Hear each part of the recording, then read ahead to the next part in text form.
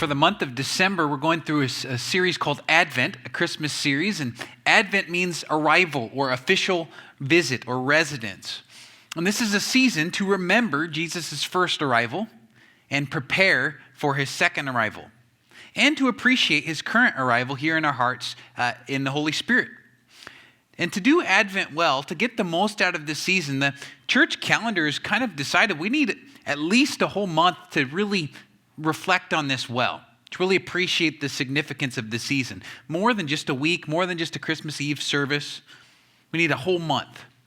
And did you know that the historic church calendar actually makes the new year not January 1st, but the first Sunday of Advent, today? Happy New Year, everybody. It is a great way to start off the new year, right? To reflect on Jesus' Advent. And, you know, as things get crazy over the holidays, I can think of nothing better to stabilize our souls than a fresh look at Advent. Well, this year we've chosen to look at some of the characters of Christmas. And a little disclaimer here, Pastor Austin, Pastor Mark, and myself are going to be doing a sermon rotation for the next 3 weeks. So I'll give a similar teaching next week downtown and the following week at Rogue River. And we'll get to have Austin back here next week. And then the big boss, Pastor Mark, the following week. So please be on your best behavior. Okay? No, just kidding. But we sometimes do these sermon swaps when we're in the life group season so we can get more mileage out of our preparation. You guys get to hear some other voices, and I get to go visit the Rogue River campus, which I haven't gotten to do yet. So I'm excited to see the newly launched campus. And if you listen online or double dip or go to Thursday night service, that's just so you know that's what's happened. You might hear these teachings repeated. Although hopefully they'll get better, but you guys get the raw, unfiltered version this morning. Okay? So in most of our favorite Christmas stories, there are always villains, bad guys. The most iconic probably being the Grinch, Scrooge, Ebenezer Scrooge, right? Or my childhood, Scrooge McDuck. We have the brief bad guy appearance in the movie Elf. You guys remember Miles Finch, the angry elf? Old Man Potter and It's a Wonderful Life. My personal favorite villains are in my favorite Christmas movies, Marv and Harry and the Home Alones, right? Those guys are epically bad guys. Well, today we're going to look at some of the bad boys of Christmas, adversaries to Advent. You might be thinking, who in the world would be opposed to cute, cuddly baby Jesus? The answer might surprise you. So today, we're going to explore that there are adversaries to Advent, who they are, and how not to be one. That there are adversaries to Advent, who they are, and how not to be one. So first, that there are adversaries to Advent. I think an old man named Simeon summarizes this in the best way. You might not know him. He was a prophet who hung out in the temple, and one day he sees a young couple, Mary and Joseph, walking in with their newborn baby, and somehow he knows that this is a special baby. And he asks the mother, he asks Mary, can I hold him? And she hands the baby over to old man prophet Simeon. He praises God with the baby in his arms, blesses the parents, and then turns to Mary and says this cryptically, "This child is destined to cause the falling and rising of many in Israel, so that the thoughts of many hearts will be revealed, and a sword will pierce your own soul too." The battle lines are drawn. This baby will lift some people up and will tear some people down. Some will rise, some will fall, allies and adversaries. But I think the most intense text demonstrating that there are adversaries to Advent comes out of the book of Revelation. Have you ever heard a Christmas message out of Revelation? Now, Revelation has lots and lots of symbols, which can make it a very confusing book at times. But the title itself, Revelation, indicates that the book is supposed to be revealing, unveiling, making things plain. And the symbols actually help us sometimes in this area. So, for example, I said, that man's a snake, or that woman's a monster. These images are in some ways more enlightening than saying, that man's manipulative, or that lady's a bad lady. Revelation uses symbols to help us see behind the curtain, to kind of get inside our imagination. And the details can be confusing, but the big picture is actually very clarifying. So here we go, Revelation 12:1. A great sign appeared in heaven, a woman clothed with the sun, with the moon under her feet, and a crown of 12 stars in her head. She was pregnant and cried out in pain as she was about to give birth. Then another sign appeared in heaven, an enormous red dragon with 7 heads and 10 horns and 7 crowns on its head. The tail swept a third of the stars out of the sky and flung them to earth. The dragon stood in front of the woman who was about to give birth so that it might devour her child the moment he was born. She gave birth to a son, a male child, who will rule all the nations with an iron scepter. And her child was snatched up to God and to his throne.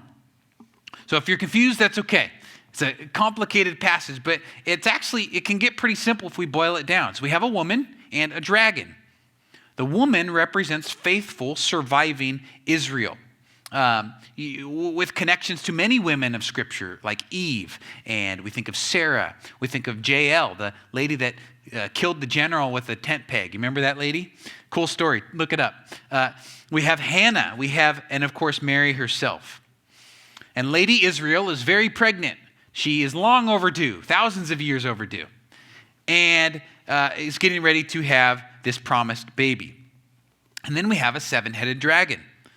This represents every adversary to God, every enemy of what's good.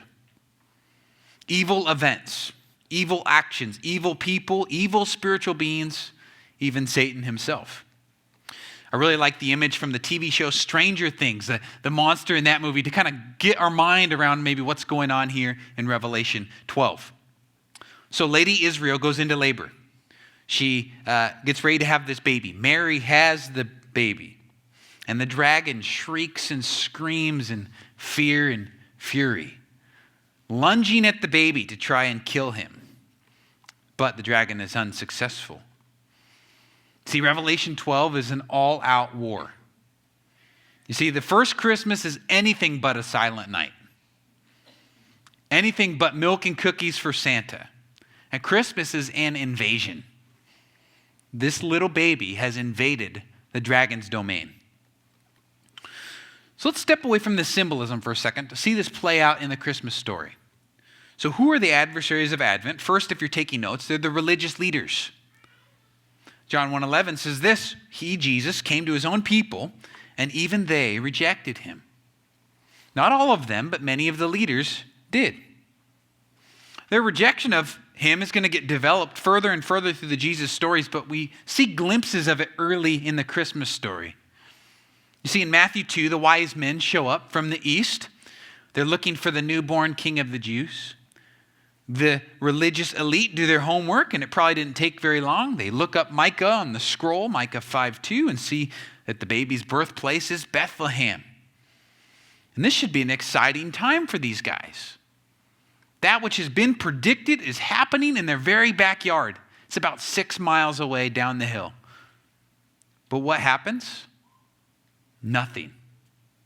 They don't follow the Magi. They don't even go look. They don't go check it out. We can only read between the lines here, but their inactivity reflects one of two things, maybe both. It could reflect an apathy, a lack of interest, whatever. We're not that interested. We're too busy. We got more important things to worry about. He's just a baby anyway. Or it could be fear. If we go down to Bethlehem, what will the current king think? Both responses demonstrate that they oppose this newborn king. Not all of them, but the most prominent. For example, think of someone invited to the White House.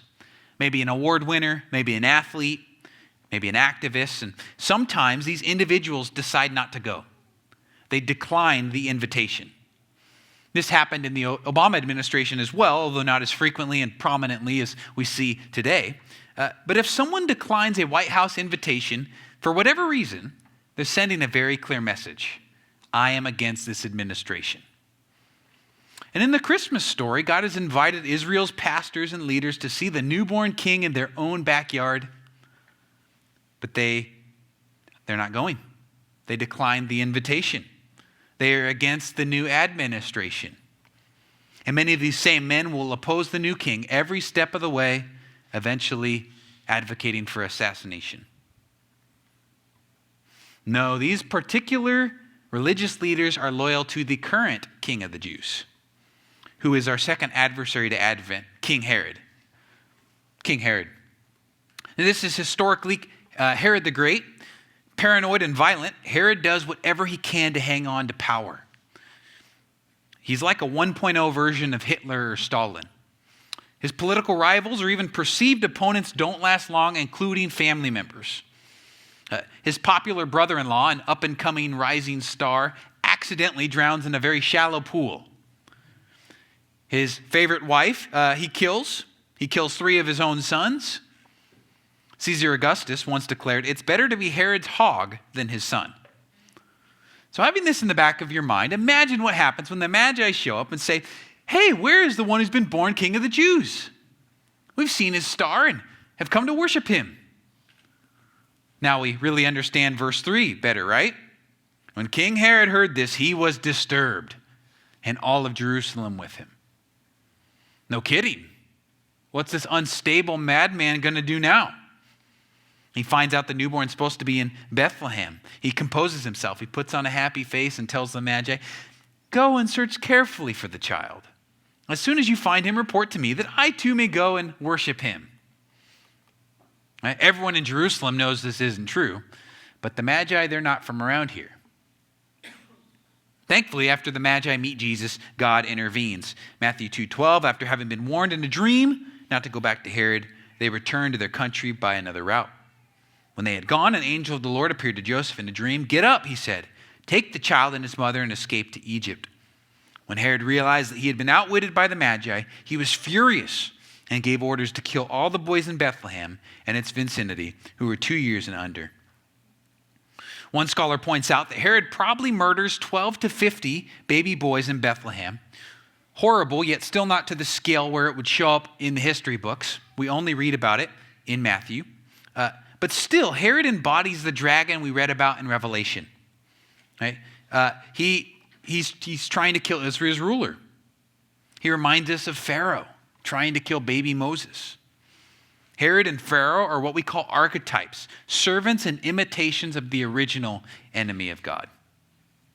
So the third adversary to Advent is Satan himself. In Genesis 3:15, God tells the deceptive servant, "I will put enmity between you and the woman, between your offspring and hers. He will crush your head, and you will strike his heel." So from the disaster that happens on page 3 of the Bible, which sends humanity into a tailspin, there's hope. We just lit the hope candle. There's hope. There's this promise that there's going to be a deliverer who will slay the serpent. The serpent's not very excited about that, by the way. And Revelation 12:9 ties all the themes and images together. It connects the dots for us. The great dragon was hurled down, the ancient serpent called the devil, or Satan, who leads the whole world astray. Right? Dragon, devil, serpent, Satan, all connected. Now you might be thinking, well, really, Tyler? The devil, the guy with red tights and horns and a pitchfork? I don't believe in that guy. Well, I don't either. They're not the devil of Greek mythology. But the biblical writers seem to think Satan is a real entity, not a funny cartoon, but a real spiritual being of evil chaos. And I really don't think it's that hard to get people to consider. For example, I just finished an autobiography of Eva Scholes, Holocaust survivor and Anne Frank's stepsister.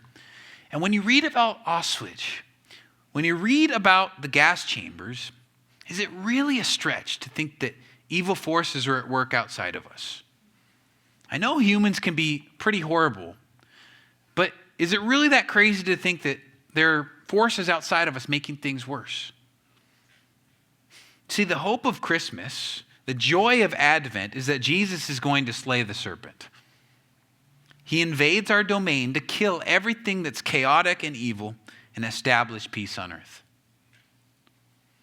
Some of our favorite Christmas carols reflect this sentiment. God rest ye merry gentlemen, let nothing you dismay. Remember Christ our Savior, born on Christmas Day. Why? To save us all from Satan's power when we were gone astray. O tidings of comfort and joy. Or, O come thou rod of Jesse free, thine own from Satan's tyranny. From depths of hell thy people save, and give them victory o'er the grave. Rejoice. These carols reflect what John explicitly says in 1 John 3:8. The reason the Son of God appeared was to destroy the works of the devil. Isn't that good news? Jesus is going to destroy the dragon. It is. But there's a problem. Because the fourth and final adversary of Advent is every human heart. You and I. Now you might be thinking, wait a second, Tyler. Not me. I'm no enemy of Christmas. I play Christmas music in July. Well, that's its own kind of problem. We don't have time to talk about. That should be its own kind of red flag. But even if we like the sentiment of the season, and we've been playing Christmas music since November 1st, every one of us resists Jesus' advent in one way or another. Alexander Solzhenitsyn famously wrote in a concentration camp, the line separating good and evil passes not through states, not between classes, nor between political parties either, but right through every human heart. And I think we all know that to be the case. Christmas means there's a new king in town, installed with no elections, no popular vote, no consensus. There's a new ruler, a new master, and I'm not him, and I get no say. And a part of me resents that. If you're honest, a part of you resents that. To use the Revelation symbol, there's a little bit of dragon in each of us. Consider Romans 8:7. For the sinful nature is always hostile to God. It never did obey God's laws, and it never will. And in some ways, this is intensified by American individualism, slow-cooked and marinated into us. Right? Don't tread on me. We serve no sovereign here. No one should tell me how to live my life. To each his or her own. See, if we're honest, the bad news this morning is that we're all adversaries to Jesus' advent in one way or another. Sometimes we're more like the religious leaders, apathetic or scared. Sometimes we're more like Herod and Satan, hostile. But often we're less like Mary, we're less like the shepherds, less like the wise men. But here's the good news. How do we not be an adversary to Advent? First, we have to relinquish control. Relinquish control. See, Herod and his homies, they didn't want to humble themselves before the king and to give up power. They wanted to stay in charge, to run their own lives, to stay in control. But this is a dangerous place to be. We read about what we're supposed to do with God's king in Psalm chapter 2. It tells us to submit. It says, serve the Lord with fear. Celebrate his rule with trembling. Kiss his son. So if we don't kiss the king, an image of surrender and service, he becomes our opponent. And in a way, we become our own worst opponents as well. James 4:6 says, God resists the proud, but gives grace to the humble. I don't know about you, but I don't want to be I don't want God to resist me. I don't want God to be my adversary. I need to surrender for my own safety. And isn't Herod, again, the best example of this? Do you guys think Herod lived a long, happy life? A long, fulfilled life? No. He dies in excruciatingly painful and putrefying illness, tries many times to kill himself. Plagued by depression and paranoia, he worries that no one's going to mourn his death. No kidding. But so that people grieve when he dies, he commands the execution of multiple distinguished men so that displays of grief might happen, the displays of grief that he craves might happen. He kind of rounds the people up. He's like, tells his kids, right as I die, kill all these people. Thankfully, his kids do not carry out the order upon their father's request. Kind of a crazy, extreme example, but also a warning. The more we do things our own way, the more inward focused and selfish we become, the more radioactive and destructive we become. But there's another side to this. You see, relinquishing control means we get to, as the psalm said, celebrate his rule. We get grace, free, undeserved kindness. See, when I'm trying to carry the weight of the world, when I'm trying to be the king of my life and control your life and control things I wasn't meant to control, I'm going to be miserable. When I'm in opposition to God, I'm going to be distressed. But there's peace when I cast my cares and sins and fears onto God. And this is true of the big things and of the little things this holiday season. Sometimes we feel the need to control family members or scenarios or situations or environments, make everyone happy, get the perfect gifts. And instead, why don't we relinquish control and find peace this holiday season in surrendering to the King? Well, also, we don't become an adversary when we receive Jesus as a gift. John 1:11, he came to those which were his own, but his own did not receive him. Yet to all who did receive him, to those who believed in his name, he gave the right to become children of God. So what's John saying here? Not only is Jesus the King of the world, he's also the gift to the world. The greatest gift. And it's a strange thing to think about God giving us gifts. What do we deserve? Right? Nothing. And he deserves everything. And yet our faith is not based on our gifts to God, but on his great gift to us. On his love for us. We love because he first loved us. We serve because he first served us. So, I have a question for you this morning. Probably the most important question. Have you received Jesus as gift? Have you opened this present from the Father? Have you believed in his name? Are you a child of God? And if not, what's holding you back? Why will you not open this present? Today could be the day that you turn from adversary to son, from enemy to daughter. And it's not through giving gifts to God or our good deeds or cleaning up our life. We receive Jesus by having a heart that says something like, Jesus, I need you. I receive your free gift of forgiveness through your death and resurrection. Save me from my sins and make me a new person.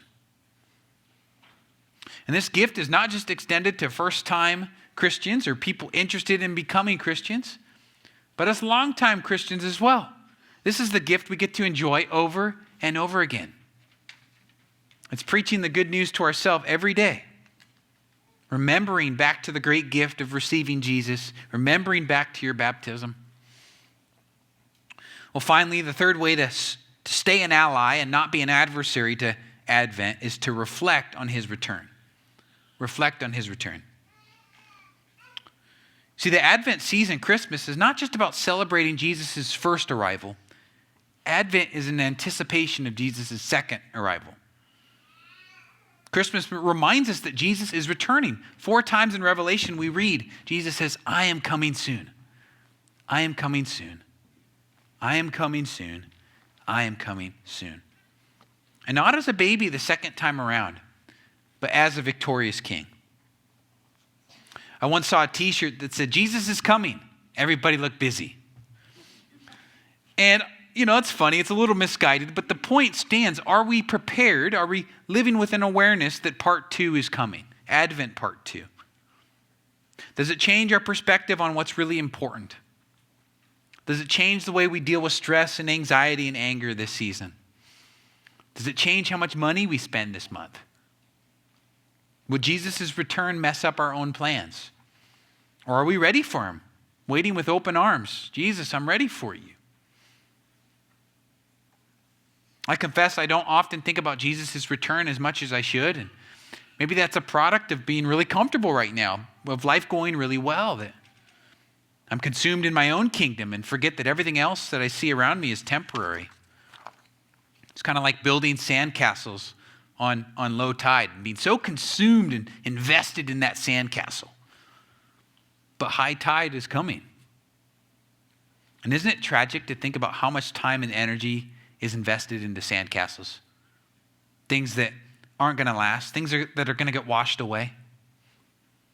Excessive concern about our appearance, about retirement, about fitness and sports and reputation, yard maintenance, car maintenance, money, politics, collections, getting people to like us, social media presence. None of these things are bad, but they're all sandcastles. We should ruthlessly evaluate everything in light of Jesus' return. Well, this analogy isn't perfect, but I remember as a young boy when my dad would come home from work. And when I was in trouble, my mom would say, "Wait till your father gets home." And I dreaded his return in that case. Or the worst is when he showed up like mid-bad behavior. So maybe I'm like beating up Cody, I can't beat him up anymore because he's in the military. Or I'm pulling Nicole's hair or something. And then my dad walks in, busted. I get one of those loving spankings. I got the second most spankings out of my 4 siblings. And Natalie got the most. I could say that because she just walked out, so I don't know where she went. But, she's not here to defend herself. But if I kept my father's return in mind, if I lived well, I couldn't wait for his return because then we'd play hide and seek or go wrestle or go for a bike ride. And I hope we're ready and happy for Jesus to come back. This is what Advent is all about, reminding us to be ready. I'm going to call the worship team up, and let's give John the last word here. 1 John 2:28. So now, little children, remain in him, so that when he appears, we may have confidence and not be ashamed before him at his coming. Let's pray.